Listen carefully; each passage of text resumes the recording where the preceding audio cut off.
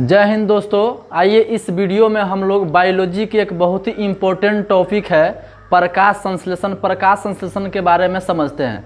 प्रकाश संश्लेषण क्या है? What is photosynthesis? प्रकाश संश्लेषण को अंग्रेजी में फोटोसिंथेसिस कहा जाता है। फोटो मतलब होता है क्या? फोटो वर्ड का मतलब होता है लाइट, और सिंथेसिस मतलब होता है उसका फॉर्मेशन, यानी लाइट के उपस्थिति में जब फॉर्मेशन होता है, बनता है, जब भोजन बनता है तो उसे क्या कहते हैं? हम प्रकाश संश्लेषण कहते हैं। प्रकाश संश्लेषण क्या है, इसकी परिभाषा हम लोग देखते हैं। तो जिस प्रक्रिया के द्वारा हरे पेड़ पौधे अपना भोजन तैयार करते हैं उस प्रक्रिया को क्या कहता है? प्रकाश संश्लेषण कहा जाता है। यानी जिस प्रक्रिया के द्वारा हरे पेड़ पौधे में भोजन बनता है वह प्रक्रिया क्या कहलाता है? प्रकाश संश्लेषण कहलाता है। अंग्रेजी में इसको देखेंगे कि the process by which green plant make their food is called photosynthesis. यानी photosynthesis, the process by which green plant make their food is called photosynthesis. यानी कि हम समझ गए कि प्रकाश संश्लेषण क्या है। तो प्रकाश संश्लेषण जिस प्रक्रम के द्वारा हरे पेड़ पौधे अपना भोजन तैयार करते हैं उससे हम लोग क्या कहते हैं? प्रकाश संश्लेषण कहते हैं। अगर दूसरे शब्दों में देखा जाए तो हरे पेड़ पौधे द्वारा कार्बन डाइऑक्साइड, जल एवं पर्णहरित यानी क्लोरोफिल, पर्णहरित हिंदी नाम है, इंग्लिश में क्लोरोफिल कहा जाता है। पर्णहरित यानी क्लोरोफिल के माध्यम से सूर्य के प्रकाश की उपस्थिति में ग्लूकोज का संश्लेषण करना प्रकाश संश्लेषण कहलाता है। The process by which green plant make carbohydrate, glucose from carbon dioxide and water in the presence of chlorophyll and sunlight. यानी कि प्रकाश संश्लेषण की प्रक्रिया पूर्ण होती है किसके उपस्थिति में? तो क्लोरोफिल, कार्बन डाइऑक्साइड, जल और सूर्य के प्रकाश, जब ये चारों मिलता है उसके बाद में हरे पेड़ पौधे अपना भोजन खुद तैयार कर लेते हैं। यही प्रक्रिया, यही प्रोसेस क्या कहलाता है? प्रकाश संश्लेषण कहलाता है। आगे हम लोग देखते हैं कि प्रकाश संश्लेषण के लिए कौन कौन से चीज़ अनिवार्य है। यानी प्रकाश संश्लेषण प्रक्रिया के लिए कौन कौन से चीज़ जरूरी है, उसके बिना प्रकाश संश्लेषण की प्रक्रिया संपन्न नहीं हो सकती है। तो देखिए, प्रकाश संश्लेषण के लिए जो आवश्यक घटक होते हैं, जो आवश्यक पदार्थ होते हैं, वो 4 है। सबसे पहला है सूर्य का प्रकाश, सनलाइट। यानी सूर्य के प्रकाश के बिना प्रकाश संश्लेषण संभव नहीं है। तो पहला इसका आवश्यक पदार्थ हुआ, आवश्यक घटक हुआ सनलाइट। दूसरा है कार्बन डाइऑक्साइड। कार्बन डाइऑक्साइड, इसका फॉर्मूला होता है CO2। कार्बन डाइऑक्साइड भी प्रकाश संश्लेषण के लिए अति महत्वपूर्ण है।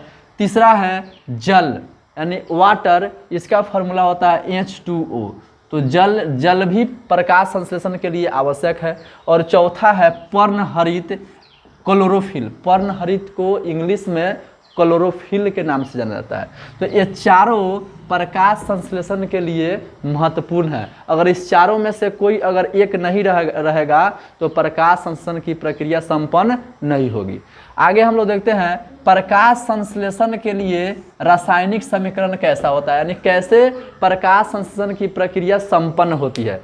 तो प्रकाश संश्लेषण के लिए कार्बन डाइऑक्साइड चाहिए, तो हम लोग लिखते हैं carbon dioxide CO2। Carbon dioxide का फॉर्मूला क्या होता है? CO2। प्रकाश संश्लेषण के लिए जल चाहिए, तो जल का फॉर्मूला हम लोग लिखते हैं H2O। प्रकाश संश्लेषण सूर्य के उपस्थिति में संपन्न होता है, तो सूर्य के प्रकाश की उपस्थिति ले लिए। और क्लोरोफिल चाहिए, यह वही क्लोरोफिल है जिसके कारण पेड़ पौधों की पत्तियां और तना क्या होते हैं? हरे होते हैं। पेड़ पौधों के पत्तियां तना हरे क्यों होते हैं? तो इसी क्लोरोफिल के कारण। इसी क्लोरोफिल को हिंदी में हम लोग पर्णहरित के नाम से जानते हैं। आगे देखिए, तो जैसे ये दोनों कार्बन डाइऑक्साइड और जल सूर्य के प्रकाश और क्लोरोफिल के उपस्थिति में ये आपस में क्या करती है? रिएक्शन करके C6H12O6 यानी C6H12O6 कार्बोहाइड्रेट, ग्लूकोज। कार्बोहाइड्रेट क्या है? कार्बोहाइड्रेट का निर्माण करता है। कार्बोहाइड्रेट पौधे का भोजन हुआ, यह glucose. Glucose is a form of carbohydrate carbohydrate chapter में आपको बता भी चुके हैं कि ग्लूकोज कार्बोहाइड्रेट का एक रूप है। इसे स्टार्च या मंड के नाम से भी जानते हैं। यही पौधा का भोजन है, यही इस रासायनिक अभिक्रिया के द्वारा बना हुआ उत्पाद है, इसको प्रोडक्ट भी बोल सकते हैं। तो इस प्रकाश संश्लेषण प्रक्रिया के द्वारा क्या बना है, ग्लूकोज बना है या पौधे का भोजन बना है। उसके बाद में क्या होता है, ऑक्सीजन गैस निकलता है। इसी ऑक्सीजन गैस का उपयोग हम लोग श्वसन में सांस लेने के रूप में करते हैं। यह प्रकाश संश्लेषण प्रक्रिया के द्वारा बना हुआ सह उत्पाद है, यानी कि उप उत्पाद भी इसे बोलते हैं। उप उत्पाद के रूप में यह क्या है, इसको हम लोग बाई प्रोडक्ट के नाम से भी जानते हैं। तो प्रकाश संश्लेषण प्रक्रिया के द्वारा पौधा का भोजन कार्बोहाइड्रेट यानी ग्लूकोज बनता है, स्टार्च या मंड तैयार होता है, और उसका उप उत्पाद क्या होता है, तो ऑक्सीजन। उसी ऑक्सीजन को हम लोग श्वसन के रूप में, सांस के रूप में हम लोग लेते हैं। आगे साथ साथ जल का भी निर्माण होता है, H2O जल भी बनता है। और इसको हम लोग बैलेंस कर दिए हैं 6 CO2, 12 H2O, 6 H12O6, 6 O2 और 6 H2O। अब इसको बैलेंस करके देखिए, दोनों ओर की संख्या बराबर होगा। इधर कार्बन की संख्या 6, इधर भी कार्बन की संख्या 6, ऑक्सीजन की संख्या 6 दूना, यहाँ 6 दूना कितना होगा 12, और 12 24। अब इधर देखते हैं ऑक्सीजन की संख्या 6 और 6 दूना 12 और 6, तो 12 6 18 और 6 कितना हो गया 24। उधर भी ऑक्सीजन की संख्या 24, इधर भी 24।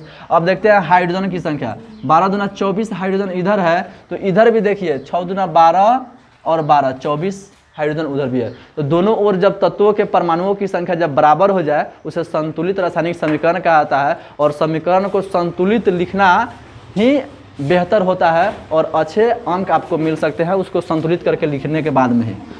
अब आगे हम लोग देखते हैं, एक चित्र के माध्यम से समझते हैं कि पेड़ पौधे इस प्रकाश संश्लेषण प्रक्रिया के द्वारा भोजन कैसे बना ले रही है। तो ये पेड़ का फिगर है, इस पेड़ में ये जड़ है, पेड़ का क्या है, यह जड़ है। जड़ को इंग्लिश में रूट कहा जाता है। और यह क्या है, यह ताना है। यह पेड़ का क्या है, ताना है। ताना को इंग्लिश में एस्टीम कहते हैं। ताना को इंग्लिश में क्या कहते हैं, एस्टीम के नाम से जानते हैं। और ये पौधों की क्या है, पत्तियां है। और ये पत्तियां क्या है, कैसी होती है, हरे रंग की होती है। और इस पत्तियां के अंदर में क्लोरोफिल पाया जाता है। क्या पाया जाता है, क्लोरोफिल पाया जाता है। और क्या, अब देखिए, अब इस पत्तियां में छोटे छोटे क्या होते हैं, रंध्र होते हैं, छिद्र होते हैं। इसी छिद्र को हम लोग स्टोमाटा या क्या कहते हैं, स्टोमाटा या क्या कहते हैं, स्टोमाटा या रंध्र के नाम से जानते हैं। अब यही स्टोमाटा या रंध्र में क्या जाती है, कार्बन डाइऑक्साइड गैस, वातावरण से कार्बन डाइऑक्साइड गैस इसी स्टोमाटा या रंध्र के द्वारा अंदर क्या होती है, घुसती है, इसमें अंदर प्रवेश करती है। और देखिए, तो पहला तो कार्बन डाइऑक्साइड चला गया, एक इसको आवश्यक घटक चाहिए उसमें से एक तो चला गया, किसके द्वारा, पत्तियों में जो छोटे छोटे छिद्र होते हैं उस छिद्र के द्वारा प्रवेश कर गया स्टोमाटा के द्वारा। दूसरा हमको चाहिए सनलाइट यानी सूर्य का प्रकाश। तो सूर्य का प्रकाश को भी जो क्लोरोफिल होता है वो अवशोषित करती है। और सूर्य क्या है, इस ब्रह्मांड में सूर्य उपस्थित है, वहाँ से सूर्य के प्रकाश को ये क्लोरोफिल अवशोषित कर लेती है। और तीसरा में हम लोग को क्या चाहिए, वाटर चाहिए, जल। वाटर कहाँ से जाएगा, तो जो ये पृथ्वी पर जो ये पौधा लगा हुआ है उस पौधे की जड़ नीचे अंदर तक मिट्टी में गई हुई रहती है। और हम लोग जानते हैं कि मिट्टी के अंदर में पानी भी होता है, जल होता है। और यही जो जड़ होता है पौधों का जड़, उसी जड़ से होकर के जाइलम तक, उसके पत्तियों तक पानी को ले जा करके पहुंचा देती है। अब चौथा रह गया क्या हम लोग का, क्लोरोफिल। क्लोरोफिल तो उसी में मौजूद ही है, पत्तियां में क्लोरोफिल मौजूद ही है। और यहाँ पर इसमें बहुत ही आसानी से अब वो अपना रासायनिक अभिक्रिया करके पौधा अपना भोजन बना लेती है। और भोजन बनाने के बाद में पौधे में एक फ्लोएम ऊतक पाया जाता है। वहीं फ्लोएम ऊतक प्रत्येक पौधों के प्रत्येक भाग में भोजन क्या क्या करता है, वितरण करता है, जिससे पौधा अपना वृद्धि और विकास करता है। तो आप जान गए होंगे कि पौधा किसी पर निर्भर नहीं है, वह इस प्रकाश संश्लेषण प्रक्रिया के द्वारा अपना भोजन स्वयं बना दे रहा है। इसलिए पेड़ पौधों को हम लोग स्वपोषी के नाम से जानते हैं, क्योंकि इसमें जो पोषण हो रहा है वह स्वपोषण ऑटोट्रॉफिक न्यूट्रिशन होता है। आगे हम लोग कुछ ऑब्जेक्टिव के लिए, अगर आप ये सारे चीज़ों को अच्छी से जानते हैं तो इसमें से बहुत सारे आपको ऑब्जेक्टिव क्वेश्चन भी आ सकता है। यानी पौधों का रसोई घर किसे कहा जाता है? Kitchen of plant. किचन मतलब होता है रसोई घर, तो पौधों का रसोई घर किसे कहा जाता है? तो यही पत्तियां है। यानी पौधों का खाना बनने का काम कहाँ पूरा हुआ है? तो उस पत्तियां में पूरा हुआ है। हाँ, ये भी जान लीजिए, जब पत्तियां, पौधे का पत्तियां नहीं रहती है, पत्तियां जब झड़ जाती है, उस समय इसके स्टीम में भी प्रकाश संश्लेषण की प्रक्रिया होती है, तना में भी प्रकाश संश्लेषण की प्रक्रिया होती है, क्योंकि पेड़ पौधों के तनों में भी क्लोरोफिल पाया जाता है, जिसके चलते उसका भी रंग हरा होता है। जब तना को आप खरोचिएगा उसके बाद में थोड़ा हरा दिखाई देता है। आगे तो पेड़ पौधों का जो रसोई घर है वो लीव्स को कहा जाता है, पत्तियों को कहा जाता है। उसके बाद में इस पौधा में जो जल का परिवहन करता है, जो जल का ट्रांसपोर्ट होता है, वह किसके द्वारा होता है? तब पेड़ पौधों में जो जल का परिवहन होता है, तो याद रखिएगा, याद रखने का ट्रिक है कि ज से होता है जल, और ज से ही होता है जड़, और ज से ही होता है जाइलम। तो पेड़ पौधों में जो पाया जाने वाला जाइलम ऊतक है, उसी जाइलम ऊतक से क्या होता है? जल का परिवहन होता है, और जल मिट्टी से जड़ से, यानी मिट्टी से जड़ से और जाइलम ऊतक के द्वारा पौधे के पत्तियां तक ले जाता है जल को। आगे जब भोजन बन जाता है तो उसको परिवहन कौन करता है? उसका ट्रांसपोर्ट कौन करता है? तो भोजन का परिवहन, तो इसको याद रखने का ट्रिक है, भोजन को इंग्लिश में फूड कहा जाता है। फूड तो फ आया, तो इधर भी फ्लोएम ऊतक है, फ से फूड, फ से फ्लोएम। फ्लोएम ऊतक किसका परिवहन करता है? तो भोजन का परिवहन करता है। गैसों का विनिमय, इस जो पौधा है, इस पौधा में भोजन का तो परिवहन कर लिया फ्लोएम ऊतक, जल का परिवहन किया कौन? जाइलम ऊतक। अब गैसों का विनिमय, विनिमय मतलब होता है exchange, exchange of gas. Gas का एक्सचेंज कौन करता है?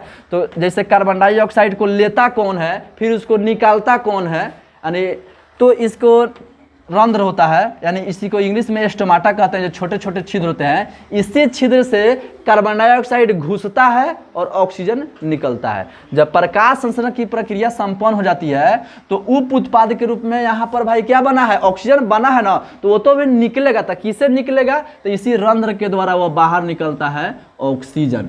ऑक्सीजन बाहर निकलता है जिससे हम लोग जीवित रहते हैं। इसीलिए कहा जाता है पेड़ पौधे लगाना बहुत ही अनिवार्य है।